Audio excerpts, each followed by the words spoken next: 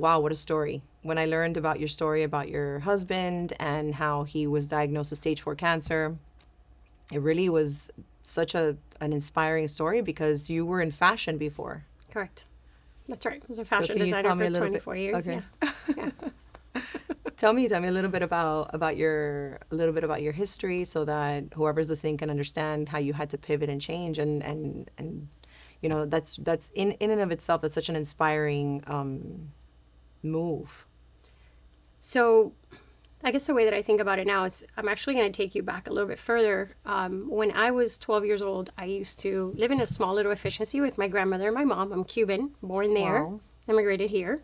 And we lived in a tiny efficiency. And I would go to bed and picture myself speaking on large stages. And I would see hundreds and thousands of people in front of me. And I thought, oh, that's what doctors do. So I'm going to become a doctor. And then fast forward, when I start the university, I get into FIU. And I wanted to study medicine. My mom suffered a heart attack when I was 20 years old. Oh, wow. And I became head of house because I'm an only child from a single mom. And this was at what age? I was 20. And I had to stop going to school and started my own business. And I started a small cut and sew and I was doing costumes and outfits for you name it, whether it was prom dresses, whether it was wedding dresses or wedding for the court. I was doing costumes for dancers. And then little by little, and that's how we were paying the bills because my mom was not working. You're the advisor, the senior advisor for different fashion companies, right? Or were? So now it's kind of changed a little bit and it morphed because I did sell my company. I was a starving artist for many years. Then started taking, when you're an artist like that, and I was just doing stuff to make money, you don't really know business. So I taught myself business through this experience in School of Hard Knocks. But then I started taking courses like with Tony Robbins and, all these kinds of business courses and I was able to sell my business in 2022. Anyways, I then started in 2020. I was fortunate enough to have the time because of what happened with COVID to start consulting. And so I do consult now. I still kind of do that on the side.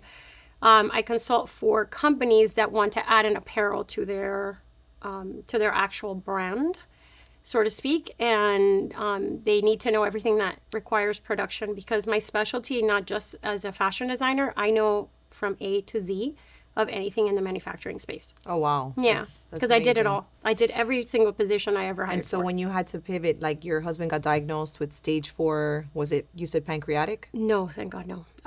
So no, it's actually gastric. So when I sold my business in 2022, I did so to honor that little girl's dream. Oh, wow. My 12-year-old self to become a speaker and a writer.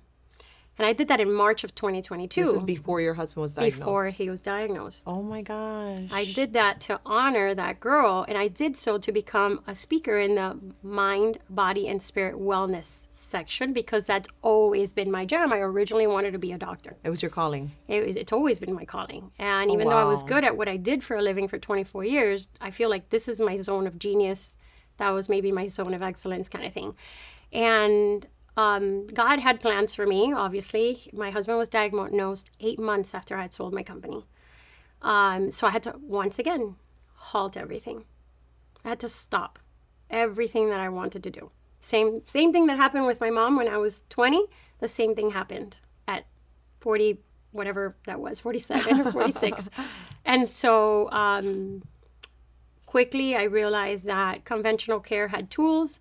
Integrative care had a lot of tools. Together, we meshed those two types of worlds in order to get him, because his diagnosis was very bleak. It was stage 4 appendiceal adenocarcinoma. It's a very rare type of gastric cancer that really has no cure.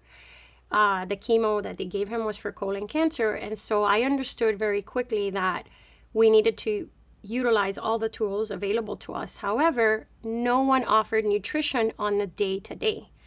And part of what happens too when you're diagnosed with a disease of any disease, but especially something like cancer, you lose all control. All certainty goes away.